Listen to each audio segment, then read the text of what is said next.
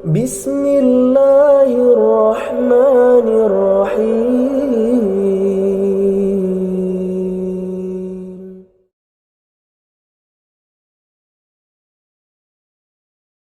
Bismillahirrahmanirrahim. Assalamualaikum warahmatullahi wabarakatuh. Innal hamdalillah nahmaduhu wa nasta'inuhu wa nastaghfiruh wa na'udzu billahi min shururi anfusina wa min sayyiati a'malina. Man yahdihillahu fala mudilla lahu wa man yudlil fala hadiya lahu. Wa asyhadu an la ilaha illallah wahdahu la syarika lah wa asyhadu anna Muhammadan 'abduhu wa rasuluhu sallallahu alaihi wa ala alihi wa ashabihi wa man tabi'ahum bi ihsanin ila yaumiddin wa sallama tasliman katsira. Amma ba'd. Ikhwani al-fudala rahimani iyyakum. Alhamdulillah, pada kesempatan malam ini kita kembali diberikan kemudahan untuk duduk kembali di majelis kita di masjid yang mulia ini untuk melanjutkan kembali faedah-faedah yang kita ambil dari petunjuk Al-Quran guna mengetahui mana yang Allah ridhai untuk kita laksanakan agar kita bisa mendapatkan keridhaan Allah Subhanahu wa taala, dan mana yang Dia benci untuk kita tinggalkan agar terhindar dari kemurkaannya. Kita masih bersama faedah dari petunjuk surat Al-Baqarah, dan pada malam ini insyaallah kita masuki ayat yang ke-22 sampai ayat yang ke-24 bila Allah mengizinkan insyaallah. Namun sebelumnya mohon untuk dibacakan lebih dahulu. Tafadhol. 22 sampai 24. Ya.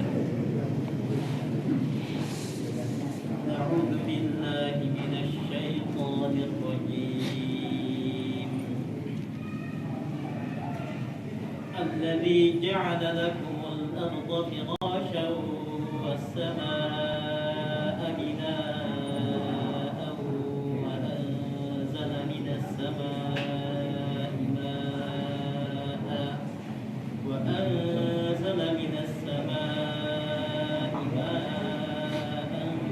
فأخرج به من الثمرات رزقا لكم فلا تجعلوا لله أندادا وأنتم تعلمون.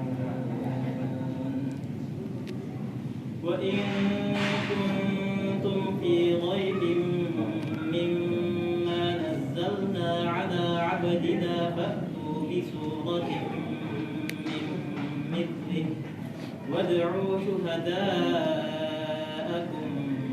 من دون الله إن كنتم صادقين.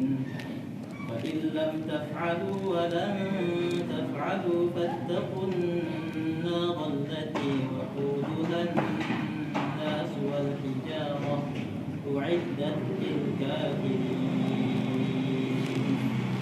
Barakallahu fikum. Allah Azza wa Jalla menyebutkan a'udzu billahi minasyaitonir rajim. Alladzi ja'ala lakumul arda firasyan was samaa'a binaa'an wa anzala minas samaa'i maa'an fa akhraja bihi minats thamarati rizqan lakum fala taj'alu lillahi andada wa antum ta'lamun.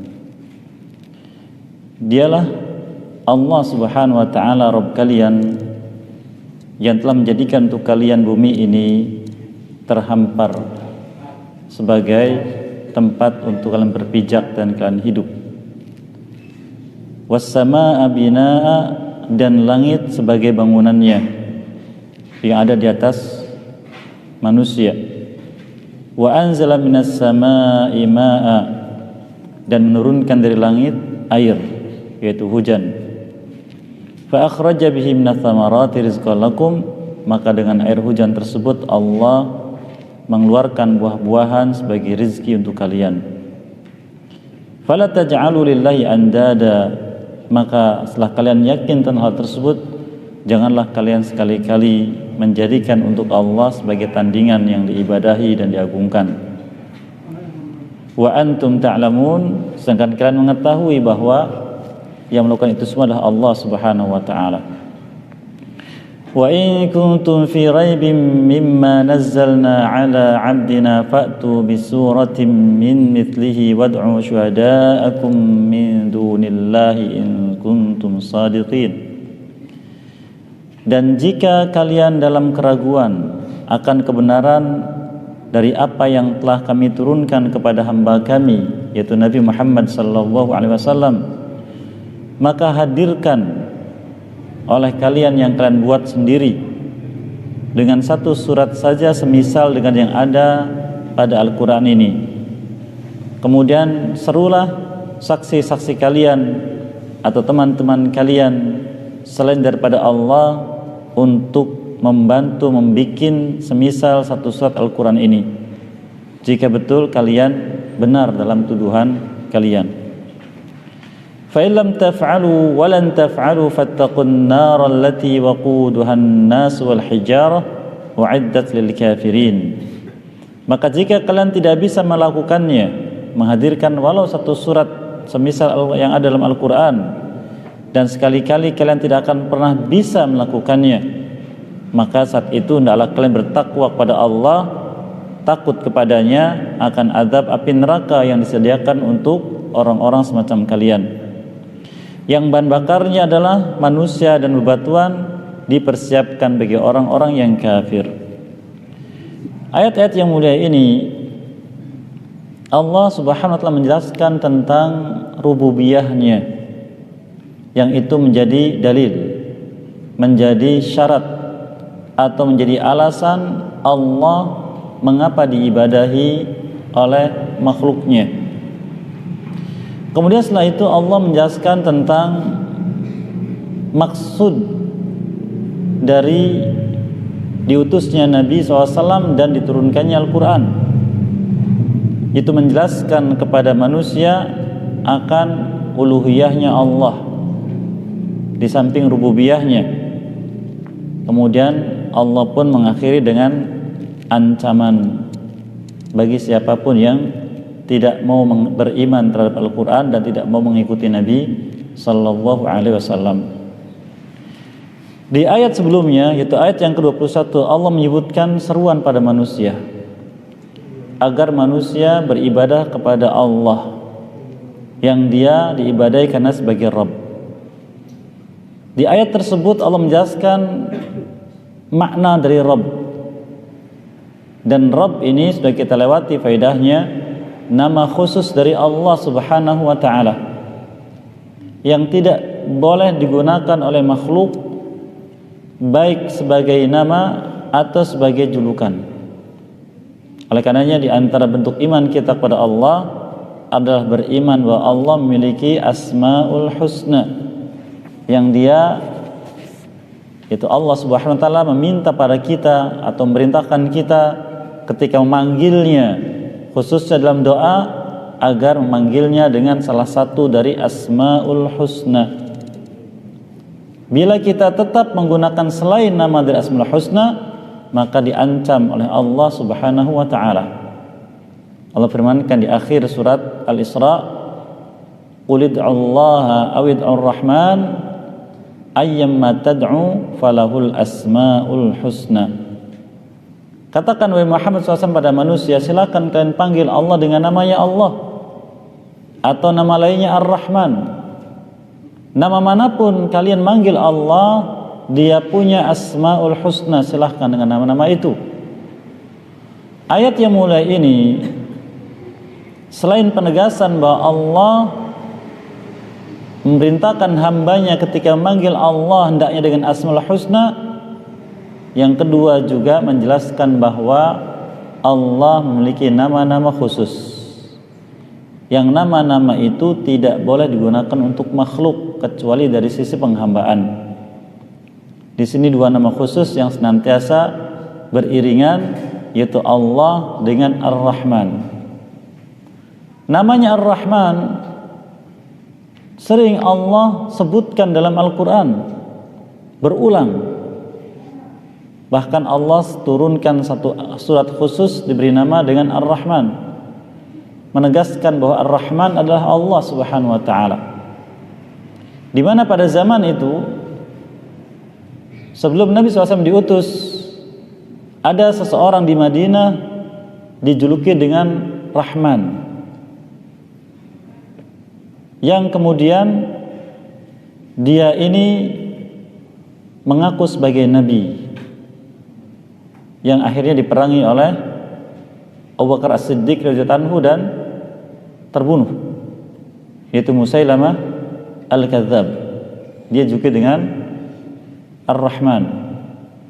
Oleh karena orang-orang Quraisy ketika mengadakan perjanjian Hudaybiyah dengan Nabi SAW, ketika Nabi SAW menyuruh Ali bin Abi Thalib radhiyallahu anhu untuk menuliskan naskah perjanjian dengan menuliskan pertama kali Bismillahirrahmanirrahim, orang-orang Quraisy menolak. Mereka mengatakan, wa mar Rahman? Apa itu Rahman? Rahman itu adalah makhluk, yaitu Musailamah tadi. Maka mereka menolak. Lalu mereka mengatakan, uktub bismikallahumma, tulislah bismikallahumma. Namun di antara hikmah Allah Azza wa Jalla, Allah menjelaskan siapa Rahman dan apa yang dimaksud dengan Rahman, menegaskan bantahan bahwa Rahman itu nama dari makhluk tersebut, bahwa Rahman adalah nama dari nama Allah Subhanahu wa ta'ala. Dan Nabi kita menyebutkan sallallahu alaihi wasallam, ahabbul asma'i ilallah Abdullah wa Abdurrahman. Nama yang paling Allah suka dari hambanya adalah Abdullah dan Abdurrahman. Kata sebagian ulama, karena dua nama ini nama yang paling Allah suka untuk dirinya, Allah dan Ar-Rahman. Maka ketika hamba memberikan nama dirinya dengan penghambaan dari sisi nama kepadanya dengan dua nama ini, maka menjadikan Allah mencintai nama tersebut. Kalau nama sudah dicintai, maka tinggal orangnya berusaha untuk dicintai oleh Allah Subhanahu wa ta'ala dengan iman dan amal saleh. Semoga kita termasuk orang-orang yang diberikan kemudahan untuk bisa mendapatkan karunia tersebut. Kemudian di surat Al-A'raf Allah berfirman, walillahil asmaul husna fad'uuhu biha. Allah punya asmaul husna. Jika engkau memanggil Allah, panggil dengan nama-nama itu, jangan dengan yang lain. Kemudian Allah tegaskan lagi, wa dzarul ladzina yulhiduna fi asma'ih sayujzauna ma kanu ya'malun. Tinggalkan orang-orang yang terbiasa memanggil Allah dengan selain asmaul husna. Mereka itu semua akan mendapatkan balasan sesuai dengan amal mereka. Ayatnya jelas menegaskan larangan dari Allah kita memanggil Allah dengan selain dari asmaul husna. Oleh karena mungkin kita dulu ketika belum mengetahui bahwa Al-Quran juga menjelaskan tentang apa yang Allah inginkan ketika dipanggil oleh hambanya, terbiasa dengan manggil selain nama itu, maka sekarang selalu mengetahui wajib untuk manggil Allah dengan nama-namanya. Karena kalau tidak Allah mengancamnya.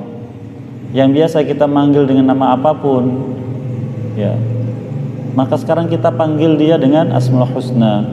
Ketika minta rezeki kita katakan ya Razzaq, ketika minta keturunan kita minta ya Wahhab, ketika minta ilmu kita katakan ya Alim dan semisalnya. Bahkan Nabi kita sallallahu alaihi wasallam memberikan penjelasan pada kita, cukup dengan hafal nama-nama Allah disertai dengan iman terhadapnya, mendapat jaminan surga. Beliau sabdakan dalam hadis muttafaqun alaih, walillahil asmaul husna, atau innalillahi tis'atan wa tis'ina isman mi'ah illa wahida man ahsaha dakhalal jannah. Sesungguhnya Allah punya nama 99, 100-nya kurang 1, 100-nya kurang 1. Barang siapa yang bisa ihsa, Imam Nawawi rahimahullah menyebutkan ihsa yaitu bukan sekedar hafal, tapi hafal disertai dengan iman, maka dakhalal jannah, dia pasti masuk surga. Maka mengapa kita tidak bersegera, mengapa kita tidak berlomba untuk mendapatkan kesempatan tersebut? hafal nama-nama Allah yaitu Asmaul Husna dan beriman dengannya sudah cukup jaminan. Tidak ada petunjuk tentang harus mengamalkan sepekan sekali menyebutkan zikir Asmaul Husna semuanya, Allahu la ilaha illahu Ar-Rahmanu Ar-Rahimu Al-Malik dan sebagainya. Tidak ada petunjuk sama sekali. Cukup hafal dan iman. Sehingga tahu apabila disebutkan Ar-Razzaq, dia adalah Allah. An-Nafi', dia adalah Allah. Al-Malik, dia adalah Allah. As-Sami', dia adalah Allah. Begitu. Kemudian dari nama-nama tersebut terbagi menjadi dua. Ada nama yang khusus untuk Allah yang hamba tidak boleh menggunakannya secara khusus kecuali dari sisi penghambaan secara nama. Penghambaan secara nama. Contoh tadi, Allah, nama khusus untuk Allah, tidak boleh untuk makhluk. Maka kalau digunakan untuk makhluk dari sisi penghambaan yaitu Abdullah, hamba Allah. Ar-Rahman, nama Allah khusus. Kalau ingin digunakan untuk hamba, maka gunakan penghambaan Abdur Rahman dan begitu seterusnya. Dan tidak memanggil hamba walau bukan nama, termasuk panggilan. Tidak memanggil nama hamba sebagai panggilan dengan salah satu dari Asmaul Husna yang khusus untuk Allah. Namun karena kita tidak memahami masalah ini sehingga terjadi penyimpangan. Ada anak lahir dari nama Rahman, dipanggil Rahman. Ada anak lahir dari nama Rabbi dan semisalnya. Itu nama-nama khusus untuk Allah. Adapun yang tidak khusus, artinya hamba juga diperbolehkan menggunakannya, maka silahkan walau tanpa menggunakan penghambaan secara nama, seperti Al-Aziz atau Al-Alim, karena Allah juga menggunakan nama itu dalam kitabnya untuk hambanya. Contohnya dalam kisah Nabi Yusuf alaihissalam, di surat Yusuf alaihissalam, Allah menyebutkan tentang Azizu Misra. Azizu Misra yaitu pemuka atau bangsawan Mesir dan semisalnya. Demikian juga di surat Az-Zariyat ketika Allah menyebutkan tentang malaikat-malaikat yang diutus untuk mengadab kaum Nabi Lut alaihissalam. Mereka mampir dulu ke Nabi Ibrahim alaihissalam lalu menyampaikan kabar gembira. Wa basyarnahu bi ghulamin alim. Kami berikan kabar gembira kepadanya dengan akan lahir seorang anak yang alim. Nama untuk anak ini atau sifat, padahal itu adalah nama Allah. Kata sebagian ulama diperbolehkan menggunakan nama itu untuk makhluk. Nah, di antara nama Allah yang khusus adalah Rabb. Dan nama Rabb di sini yang katakan u'budu rabbakum, yang juga itu sudah lewat di dalam Fatihah, alhamdulillahi rabbil alamin dan seterusnya. Maka Rabb di sini, nama Rabb mengandung makna yang terkait dengan haknya Allah secara rububiyah, yaitu mencipta, memiliki dan mengatur urusan makhluk. Mencipta, memiliki atau menguasai dan mengatur urusan makhluk. Dan ini menjadi syarat sesuatu atau satu zat diibadahi. Kalau tidak memiliki syarat ini, maka dia tidak berhak untuk diibadahi. Kemudian Allah Azza wa Jalla menjelaskan setelah itu, u'budu rabbakum alladzi khalaqakum walladzina min qablikum. Yang menciptakan tadi sudah jelaskan. Di ayat berikutnya yang kita ambil pada malam yang mulai ini, Allah menyebutkan di antara kandungan nama Rabb, nama Ar-Rabb, yang tidak boleh digunakan untuk makhluk nama ini, yaitu alladzi ja'ala lakumul arda firasya, yang telah menjadikan bumi ini datar, terhampar sehingga bisa dipijak, tidak bergoyang ya. Bisa kita beraktivitas di atasnya tanpa halangan. Ini termasuk petunjuk bahwa Allah yang menjadikan bumi ini. Seandainya bukan Allah yang membuat, maka pasti akan terjadi aib, cacat, dan banyak kekurangan-kekurangan. Kemudian sebutkan juga was-samaa binaa, dan langit sebagai bangunan yang menunjukkan akan keagungannya. Oleh karenanya orang-orang Arab Badui mengatakan innal ba'rata tadullu 'alal ba'ir. Ya. Wa innal khalqa yadullu 'ala al-khaliq. Sesungguhnya kotoran onta menunjukkan bahwa ada onta yang lewat. Nah, ini terkait dengan ilmu mencari jejak. Jadi kalau orang-orang Arab Badui mereka jago dalam mencari jejak. Ya, sedetail apapun tanda yang ditinggalkan mereka dapati. Ini ada kotoran onta, berarti ada onta yang lewat. Keringnya sudah kadarnya segini, berarti sudah sekian hari. Mereka paham betul.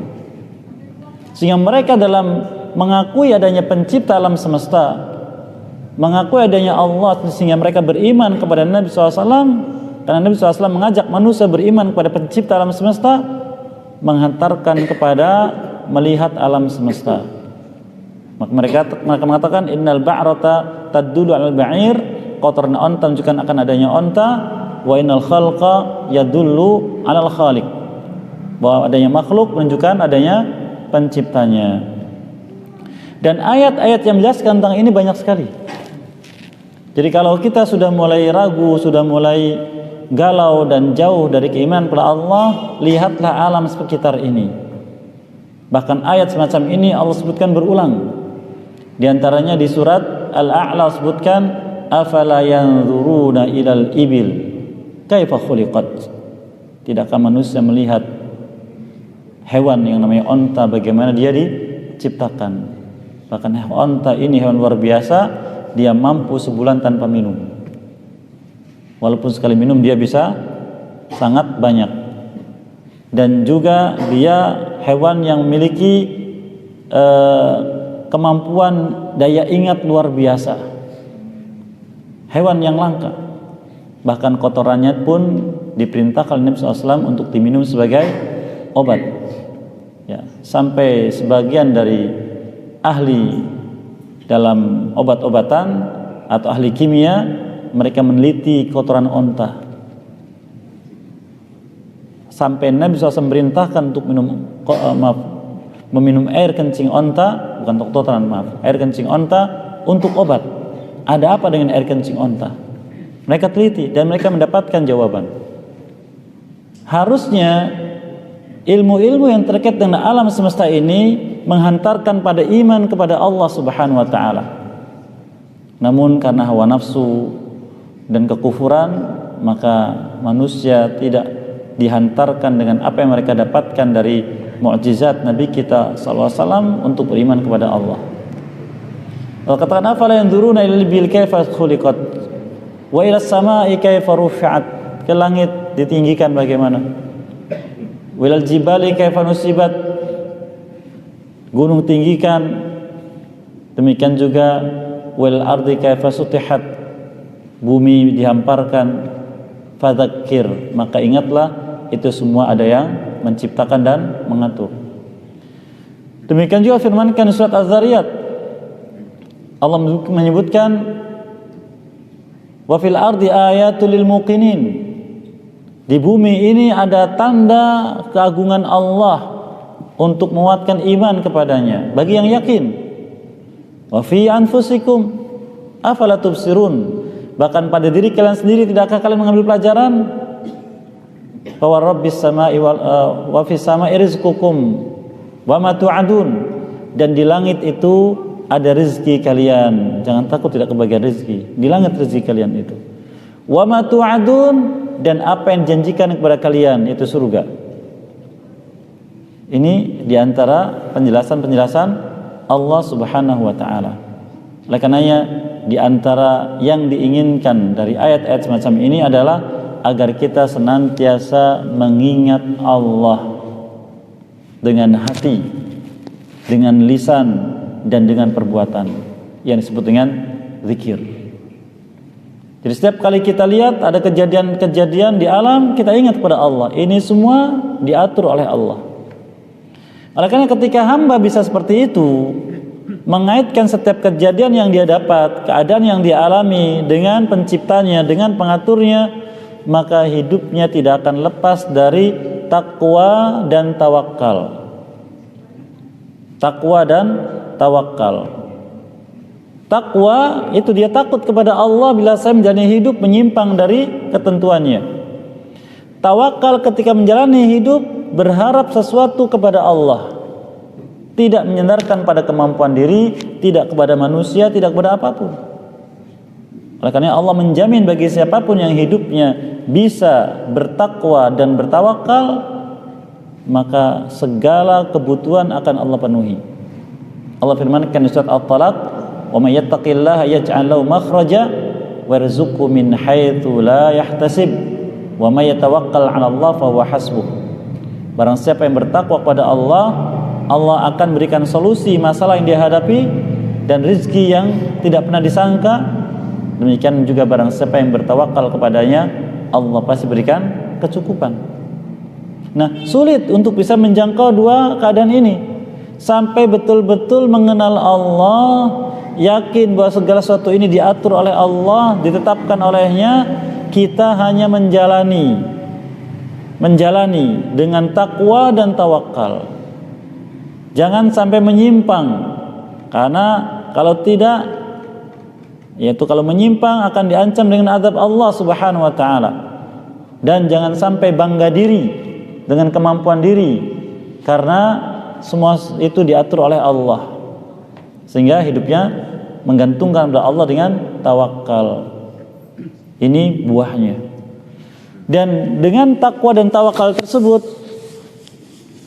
akan muncul perkara-perkara yang membuat Allah senang pada hamba itu, membuat Allah ridho, sehingga memberikan segala sesuatu dari kemuliaan dan karunia.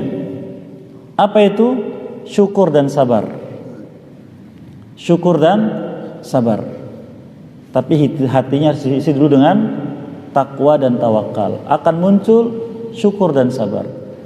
Karena apa yang kita hadapi dalam kehidupan ini, baik senang atau susah, itu semua ciptaan Allah. Itu semua diatur oleh Allah dan tidak lepas darinya. Nabi kita menyebutkan sallallahu alaihi wasallam, "Inna Allah qaddara maqadiral khalqi qabla an yakhluqas samawati wal ard bi 50,000 sanah." Sesungguhnya Allah telah menetapkan takdir seluruh makhluknya sebelum menciptakan langit dan bumi selama 50.000 tahun. Sudah Allah tetapkan dan tidak akan pernah berubah. Beliau katakan juga di hadis yang lain, "Rufi'atil aqlam wa jaffatis suhuf." Pena pencatat dari takdir sudah diangkat dan suhuf yang dituliskan takdir sudah mengering, tidak mungkin lagi dihapus. Jadi kita ini hanya menjalani. Menjalaninya bagaimana?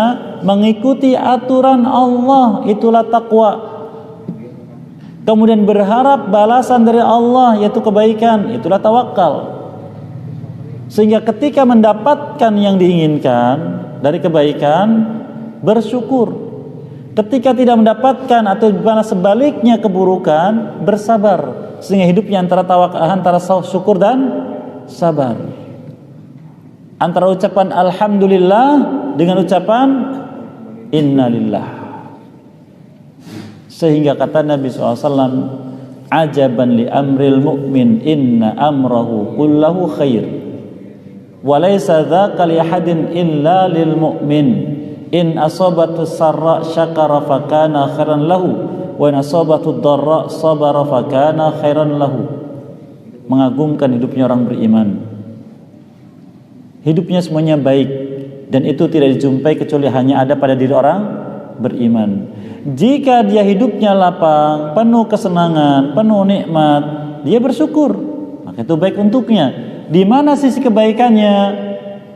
Tentu kembali kepada petunjuk Allah. Allah firmankan di surat Az-Zumar, "In tashkuru yardahu lakum." Jika kalian bersyukur, Allah ridho pada kalian. Ini baik. Allah juga berfirman di surat Ibrahim alaihissalam, "Lan syakartum lazidannakum." Jika kalian bersyukur, akan aku tambahi nikmat untuk kalian. Itu juga baik. Allah juga sebutkan surat An-Nisa, "Ma yaf'alullahu bi'adzabikum in syakartum wa amantum." Allah tidak akan melakukan apapun dari perbuatannya kepada hambanya yang merupakan azab untuk hamba tersebut jika kalian masih bersyukur dan beriman. Subhanallah, syukur. Maka beliau katakan baik. Maka mari kita lihat kembali kadar syukur kita. Kemudian kata beliau, wa nasabud darra sabara fakana khairan lahu. Jika dia timpa hidup sempit, susah, penyakit dan semisalnya, dia bersabar dan itu baik untuknya. Di mana sisi baiknya? Allah firmankan surat Al-Baqarah, wa basyiris sabirin, berikan kabar gembira bagi orang-orang yang bersabar. Apa yang Allah berikan bagi orang bersabar? Ulaika alaihim salawatum min rabbihim wa rahmatu wa ulaika humul muhtadun. Mereka itu dijamin dengan salawat dari Allah. Apa makna salawat di sini? Makna salawat di sini kata sebagian ulama yaitu pujian untuk hamba tersebut di hadapan makhluk langit, yaitu para malaikat. Mulia. Wa rahmatun, dan rahmatnya. Rahmat di sini maknanya kata sebagian ulama adalah ampunan dosa di masa yang lalu dan kebaikan di masa yang akan datang. Wa ulaika humul muhtadun, dan mereka digolongkan orang yang mendapatkan petunjuk. 3 perkara langsung Allah berikan sebagai kabar gembira. Di surat Az-Zumar Allah katakan, ya, innama yuwaffas sabiruna ajrahum bighairi hisab. Sesungguhnya orang yang bersabar akan Allah berikan pahala untuk mereka dengan tanpa perhitungan. Perhitungan amal saleh. Perhitungan amal dalam Islam kata para ulama, satu amal dilipatkan sampai 10 sampai 700. Dalam hadis qudsi Nabi kita meriwayatkan dalam hadis Bukhari, beliau bersabda, Allah berfirman, al-hasanatu bi'asyri amthaliha. Satu kebaikan dilipatkan sampai 10 kali lipat. Ila sab'u mi'ah di'fin, sampai 700 kali lipat. Lalu Allah katakan, illa siyam fa innahu li. Kecuali siam itu khusus untukku, wa ana azibih, dan aku akan membalasi khusus. Kata sebagian ulama, ibadah siam dikhususkan oleh Allah balasannya lebih dari 700 kali lipat karena ibadah siam dominannya adalah ibadah sabar. Nah, ini buahnya. Ketika kita memahami rububiyah Allah, bahwa segala yang terjadi di muka bumi ini tidak lepas dari ketetapannya dan ketentuannya, maka kita menyikapinya dengan yaitu takwa dan tawakal, lalu menghadapinya dengan syukur dan sabar, kebaikan dan kebaikan. Nabi kita bersabda SAW bahwa segala sesuatu di muka bumi ini ciptaan Allah semuanya, maka manusia tidak boleh sombong. Nabi kita bersabda, innallaha khaliqu kulli sani'in wa sana'atih. Sesungguhnya Allah pencipta dari segala sesuatu yang membuat dan hasil karyanya. Siapa yang membuat? Manusia ini, ciptaan Allah. Hasil karyanya apapun, dari teknologi, dari makanan dan apapun, itu hasil karya manusia, itu juga ciptaan Allah Azza wa Jalla. Sehingga ketika kita memahami hadis-hadis semacam ini, akan hilanglah kesombongan pada diri kita, karena memiliki kemampuan-kemampuan yang manusia tidak mampu, tetapi menghantarkan untuk tawadhu', rendah diri, karena ini tidak lain adalah karunia dari Allah Subhanahu wa taala. Nah, Allah perkenalkan di sini tentang rububiyahnya, dari apa yang Allah atur di alam semesta ini untuk hikmah bagi manusia, yaitu maslahat hidup mereka dan agar semakin taat kepada Allah Subhanahu wa taala. Oleh karenanya, setelah Allah menyebutkan fa akhraja bihi minats thamarati rizqan lakum, maka Allah mengeluarkan dari hujan tersebut buah-buahan rezeki untuk kalian, ternyata manusia dari masa ke masa, dimanapun rezeki yang Allah beri ini diberikannya kepada selain Allah sebagai yang namanya sajen atau tumbal atau syarat. Dan tidak aneh, setiap keyakinan di muka bumi ini yang dijalani oleh manusia, ritualnya tidak lepas dari menghadirkan sebagian makanan atau hewan sembelihan kepada yang diagungkan selain daripada Allah Azza wa Jalla. Maka Allah katakan setelah menyebutkan bahwa alam semesta Allah yang mengatur, sampai buah-buahan Allah tumbuhkan dengan hujan tersebut yang merupakan rizki, dan juga mencakup hewan dan semisalnya. Apa kata Allah? Fala taj'alu lillahi andada, jangan kalian ambil selain daripada Allah sebagai tandingan yang diagungkan, yang kalian beribadah kepadanya, melakukan ritual-ritual mengagungkannya, meminta kepadanya dan sebagainya. Jangan. Wa antum ta'lamun, kalian tahu bahwa kalian punya pencipta Allah. Kalian memiliki yang mengatur rezeki kalian, Allah yang menghidupkan kalian, matikan kalian. Oleh karena Allah Azza wa Jalla menyebutkan surat Al-Waqi'ah, wa taj'aluna rizqakum annakum tukadzibun. Kalian yakin yang menjadikan rezeki untuk kalian Allah, memberikan rezeki pada kalian Allah, tapi kalian mendustakannya dan menjadikan rezeki itu diberikan kepada selain Allah.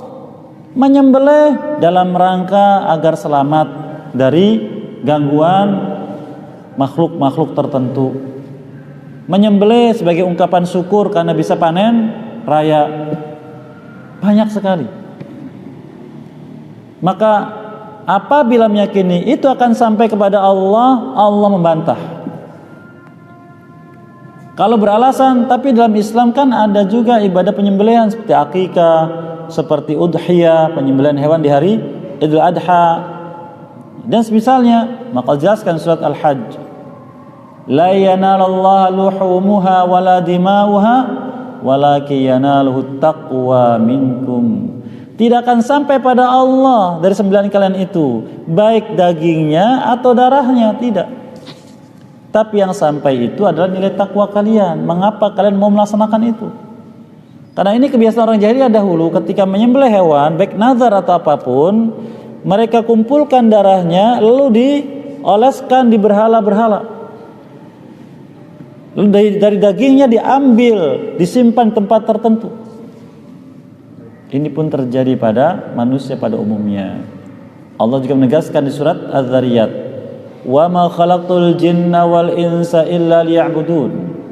Tidak aku ciptakan jin dan manusia melainkan agar mereka ibadah kepadaku. Lalu bagaimana? Ma uridu minhum mirizki wa ma uridu ayyut'imun. Aku, kata Allah, tidak ingin dari manusia rizki, tidak juga ingin dari mereka makanan agar beri makan kepadaku. Innallahu war-razzaq, Allah lah maha pemberi rizki, dzul quwwatil matin, dan pemilik kekuatan yang sangat kokoh, sangat kuat. Penjelasan dari Allah SWT. Oleh karena katakan fala taj'alu lillahi andada wa antum ta'lamun. Jangan jadikan tandingan untuk Allah dalam hal apapun, pengagungan, penyerahan ibadah, ketaatan dan misalnya. Jangan. Kalian tahu bahwa syarat suatu diagungkan, syarat suatu diibadahi adalah dia harus menjadi Rabb. Dan Rabb itu yang mencipta, yang memberi, yang mengatur urusan makhluknya dan yang menguasai. Maka ayat yang mulai ini penjelasan bagi kita sekalian bahwa agar senantiasa ingat kepada Allah dengan bertakwa kepadanya, bertawakal kepadanya, lalu menyikapi apa yang kita hadapi dalam kehidupan dengan syukur dan sabar. Itu yang mendatangkan ridha Allah Jalla wa'ala.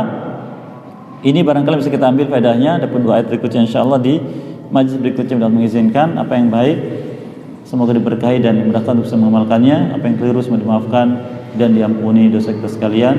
Barangkali ada yang ingin disampaikan, dipersilakan nanti setelah adzan isya. Wallahu a'lam bishawab. Tafadhal, barangkali ada yang ingin disampaikan. Tafadhal.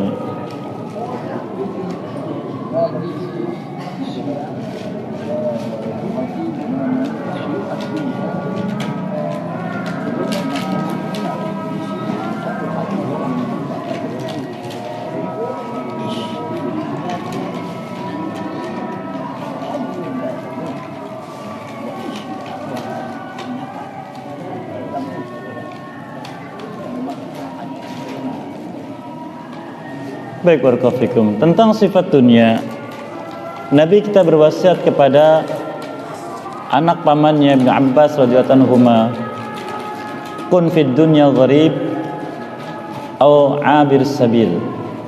Hiduplah engkau di dunia ini seperti orang asing atau orang yang dalam perjalanan.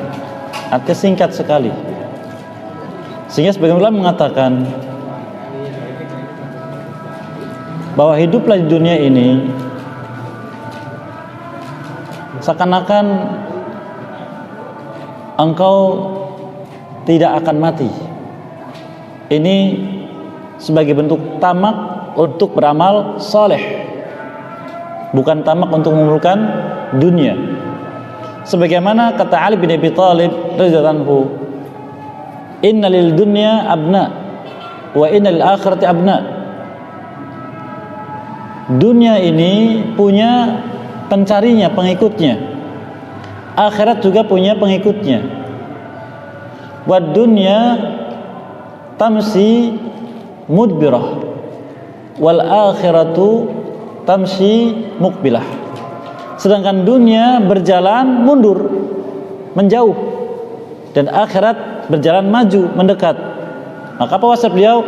Fakunu abna'al akhirah wala takunu abna'ad dunya.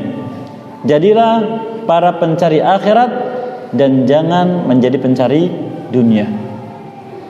Karena sebagian Allah firmankan di surat Al-Hadid tentang sifat dunia langsung, Allah berfirman, "I'lamu annamal hayatud dunya la'ibun wa lahu wa zinah wa tafakhurun bainakum wa takathurun fil amwali wal aulad."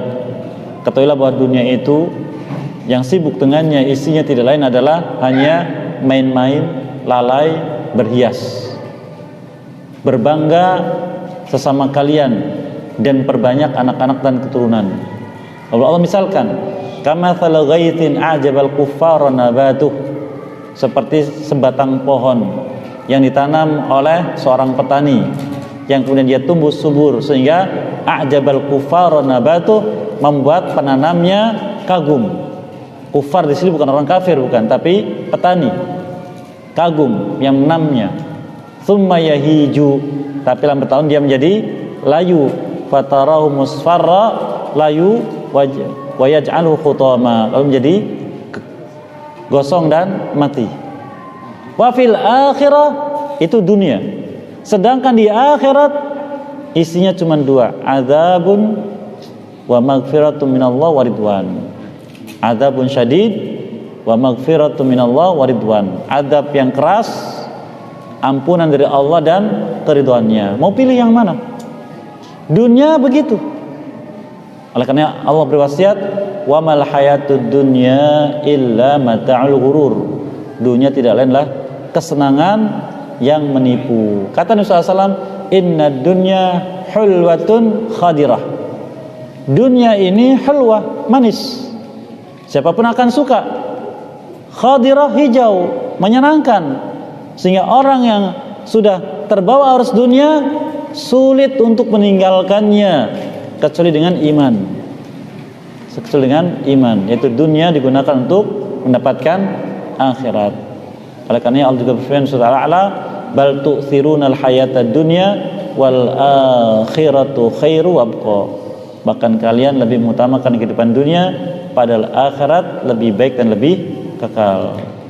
Maka adalah kita menjadikan apa yang kita miliki dunia ini sebagai sarana untuk bisa mendapatkan akhirat dan kebahagiaan di sisi Allah Azza wa Jalla. Wallahu a'lam bishawab.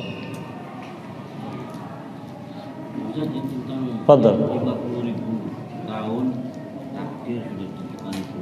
Iya. Nah, ini kemudian digabungkan dengan cerita Nabi Musa beserta muridnya yang divonis besok mati. Terus muridnya ini sodako, terus usianya tambah panjang, itu gimana Ustaz? Baik, barakallahu fikum. Semua yang belum terjadi dan kejadiannya bagaimana nanti kalau terjadi, itu sudah tercatat dalam Lauhul Mahfuz yang Allah tuliskan 50.000 tahun sebelum diciptakannya langit dan bumi. Jadi seseorang dia ajalnya datang. Ajalnya datang. Manusia melihat dalam proses sakratul maut. Kemudian dia pingsan. Orang menyangka mati, tapi dia melakukan sebab yang syariat menyebutkan bahwa sebab itu memperpanjang umurnya, seperti silaturahim dan yang lainnya. Lalu dia sadar lagi dan hidup lagi sekian tahun lagi. Apakah berarti itu takdirnya berubah? Tidak. Takdir yang sudah tercatat tidak berubah, bahwa fulan umurnya demikian akan terjadi demikian, kemudian kematiannya demikian, semua sudah tercatat kejadiannya bagaimana. Sedangkan kita tidak mengetahui isi Lauhul Mahfuz. Kita hanya melihat kejadian sehingga menyangka itu buktinya berubah, itu buktinya berbeda. Sama seperti pada pertanyaannya di majelis yang lalu, katanya takdir tidak bisa berubah, tapi Nabi bisa menyebutkan la yarudul qada ila du'a. Tidak ada yang bisa merubah takdir kecuali doa. Betul, takdir yang dalam Lauhul Mahfuz sudah tidak bisa diubah, tapi catatan di sana itu kita tidak tahu. Ternyata setelah terjadi baru kita tahu begitu catatannya. Oh, fulan ini awalnya takdirnya sakit, menahun, tidak dapat obat, tapi setelah dia berdoa minta kesembuhan kepada Allah, Allah berikan solusi dengan cara yang mudah, yaitu ada orang beritahu misalkan suatu jenis obat, dia minum lalu sembuh. Maka takdirnya berubah dari takdir sakit yang lama dengan doa berubah menjadi takdir sembuh. Fulan yang lain ekonominya sulit sekian tahun, lalu dia berdoa, lalu Allah kabulkan doanya, lalu ekonominya berubah menjadi baik. Itu namanya berubahnya takdir yang terjadi pada kehidupan manusia. Tapi takdir yang di langit, yang di sisi Allah tidak pernah berubah. Kata Rasulullah SAW, jaffatis suhuf wa rufi'atil aqlam. Sudah kering buku catatannya dan pena pencatatnya sudah diangkat, tidak lagi mungkin ada perubahan. Wallahu a'lam. Cukup ikhwan, saya demikian. Wassalamualaikum Muhammadin wa ala alihi wa sahbihi ajmain. Qul da'wana alhamdulillahi alamin. Assalamualaikum warahmatullahi wabarakatuh.